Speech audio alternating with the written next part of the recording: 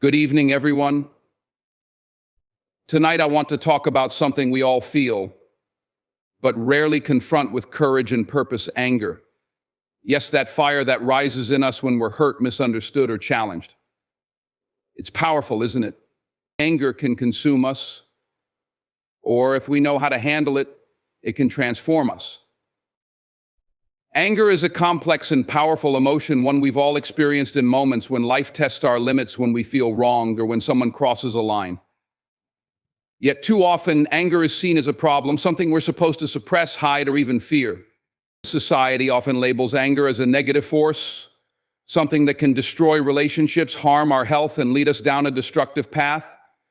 But if we step back and look closer, we might see anger differently.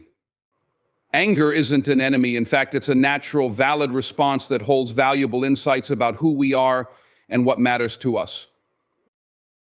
When we feel anger, it's often a signal that something important has been disturbed. It can indicate a violation of our values, a disregard for our needs, or an attack on our dignity. Anger is our mind's way of telling us that something doesn't feel right. Think about it when we get upset about a lack of respect, unfair treatment, or unmet expectations. The anger we feel is a call to protect or defend ourselves. It's a reminder that we have boundaries, principles, and standards that we hold dear. In that sense, anger is like an internal alert system, helping us pay attention to what needs care and attention. Yet acknowledging anger is not just about recognizing that it exists, it's about understanding it. This means looking past the immediate feeling to examine its roots. Often, anger is a surface emotion that covers something deeper: fear, sadness, disappointment, or frustration. By taking the time to explore what's really beneath our anger, we gain a more profound understanding of ourselves. This introspection allows us to ask, what is this anger really about? What am I trying to protect? And what is causing this reaction? When we start asking these questions, we shift from simply being angry to gaining insight into what our anger is trying to communicate. The idea isn't to judge ourselves for feeling anger, but to view it as a meaningful part of our emotional spectrum. Just as we value joy, excitement, and love, anger too has its place and purpose. By accepting that anger is a part of our natural emotional experience, we can start to see it as an opportunity to grow and learn. Instead of pushing it down or letting it control us, we can use anger to guide us toward positive change and healthier boundaries. And perhaps most importantly, when we recognize anger as a natural emotion, we take away its power to overwhelm us. By accepting it, we can manage it rather than being controlled by it. We learn to respond thoughtfully rather than react impulsively. In that way, anger becomes a tool, a source of strength and resilience that we can use wisely. By acknowledging and understanding it, we learn not to fear our own emotions, but to harness them as part of the journey toward a fuller, more self-aware life. When we experience anger, our initial impulse is often to react immediately, to let the emotion burst forth. Anger has a way of igniting our need to defend, confront, or retaliate. But as powerful as that impulse may be, reacting on anger's first strike rarely brings out the best in us. Instead, it tends to cloud our judgment, making it easy to say or do things we might regret later. That's where the power of pausing and breathing comes in. Taking a moment to stop, breathe, and center ourselves can create a remarkable shift in how we handle situations that provoke us. The moment we pause, we're no longer on autopilot, we're no longer slaves to the heat of the moment, compelled to act without thinking. A pause is a conscious break, a chance to step outside the emotional reaction and create a bit of space.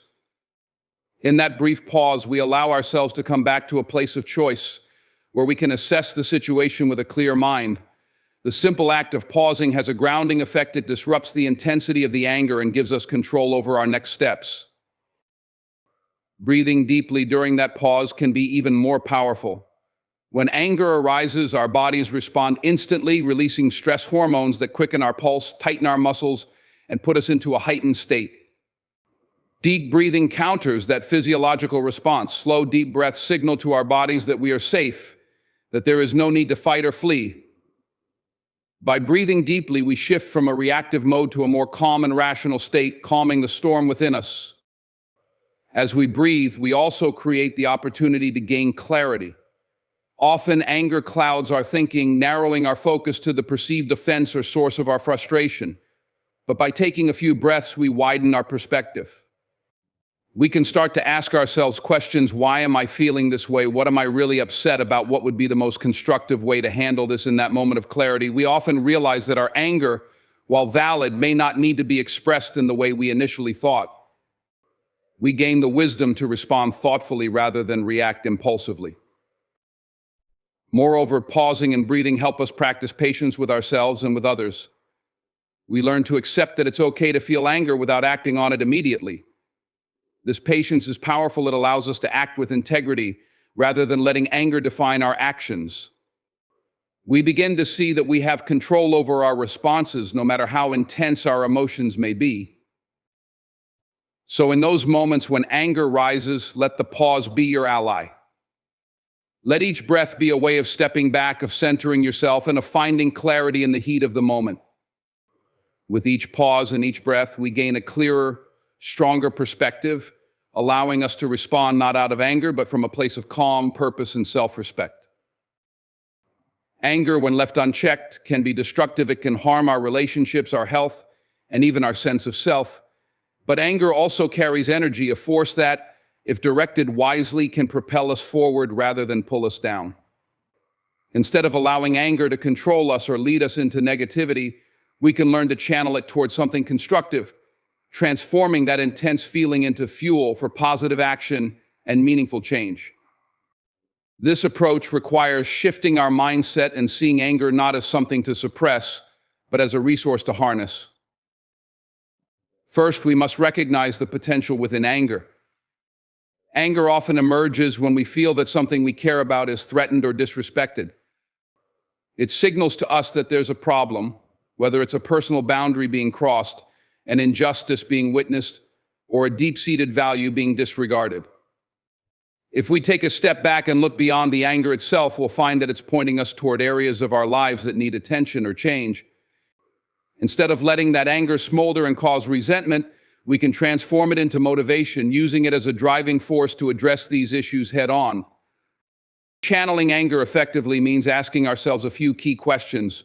What exactly am I angry about? What change do I want to see? How can I contribute to that change in a way that's constructive? These questions move us from reaction to action.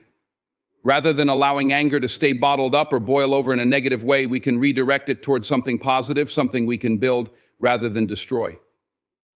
If we're angry about unfair treatment at work, for example, we might use that energy to advocate for ourselves, work toward fairer policies, or even pursue skills that open new opportunities. If we're angry about broader social injustices, we might use that energy to volunteer, raise awareness, or contribute to causes that align with our values. It's also important to set specific, actionable goals that channel our anger into steps we can take toward resolution and improvement. Anger is a powerful motivator when it has direction. Having a plan allows us to focus on making progress, reminding us that we are not helpless in the face of what frustrates us. This approach empowers us and transforms anger into a source of strength and perseverance. When we use anger as fuel, we're tapping into a well of energy that we didn't even realize was there. That energy can help us reach for what we want, assert our needs, and stand up for our values. But the true strength lies in how we choose to use that energy. By channeling it into positive action, we're able to transform the way we experience anger, using it as a catalyst to drive us toward a better version of ourselves. Instead of letting anger control us, we are the ones in control, turning what could be a destructive force into one that builds, uplifts, and empowers. Anger is often a crossroads. When we feel it, we face a choice: let it lead us toward resentment, or use it as a path to growth. Anger, if left unchecked or allowed to fester, can become corrosive, eating away at our peace and eventually our relationships. It can cloud our ability to see the bigger picture, making it easy to focus on blame, bitterness, and past grievances. But there's another way to approach anger, a way that allows it to be a stepping stone for personal growth rather than a force of destruction. To use anger constructively, we first need to accept it as a natural, even useful emotion. Often, Anger is a sign that we care deeply about something, whether it's our values, our boundaries, or the well-being of others. By recognizing this, we can use anger as a tool to learn more about ourselves rather than allowing it to lead us toward negative feelings or destructive actions. Asking questions like, what triggered this anger? Or what underlying issue is being highlighted here allows us to dig deeper, uncovering aspects of ourselves that might need attention or improvement. When we do this, we turn anger from a problem into a mirror, reflecting areas where we can grow. A critical part of this growth mindset is viewing anger not as a judgment on others, but as an opportunity to refine our own responses. When we make the conscious choice to respond to anger with curiosity rather than aggression, we move toward clarity rather than conflict. Instead of letting our anger drive us to act rashly or harshly, we can take a step back, find the lesson in the situation, and look for ways to improve ourselves. For instance, if someone's actions hurt us, we can use the situation to reflect on how we can better communicate our needs or set healthier boundaries. In this way, anger becomes a teacher, guiding us to become wiser and more self-aware. Moreover, using anger as a growth tool prevents it from evolving into resentment. Resentment builds up when we dwell on anger without resolution, allowing it to sour our perspective and impact our relationships. But when we channel anger towards self-improvement, we break that cycle. Instead of carrying bitterness, we're choosing to move forward. We're taking responsibility not for what happened to us, but for how we respond. This doesn't mean ignoring wrongs or pretending everything is fine. It means choosing constructive action over corrosive resentment. Choosing growth over destruction also makes us stronger and more resilient. By consistently turning anger into learning experiences, we develop the ability to handle challenging situations with greater maturity and confidence. We're no longer quick to lash out or hold grudges because we've learned that every anger-inducing moment can be a moment of transformation. With this mindset, anger no longer controls us, we control it. It becomes a source of empowerment, pushing us to evolve rather than stagnate. So the next time we feel that surge of anger, we can remind ourselves this is a chance to grow. By embracing that path, we transform anger from a heavy burden into a stepping stone, leading us not to destruction, but to a stronger, more resilient version of ourselves. In life, anger is inevitable. It's part of who we are, a powerful emotion that can either control us or empower us. But tonight we've explored another way to see anger not as something to fear or avoid, but as an ally, a force we can direct. By first acknowledging and understanding our anger, we make peace with its presence. By pausing to breathe, we give ourselves the chance to act thoughtfully, not impulsively. When we channel our anger into productive action, we transform it into fuel for positive change. And by choosing growth over resentment, we turn each moment of frustration into a step toward becoming wiser and stronger. So let us remember that anger is not our enemy. It's a tool, a guide, a call to action. And if we use it well, it can push us to rise above, to build and to grow in ways we never imagined. With every choice we make in the heat of the moment, we define not just who we are, but who we're becoming. So let's make those choices count. In the end, it's not about never feeling anger, it's about what you do with it. Use it to push forward, lift yourself, and light the way for others.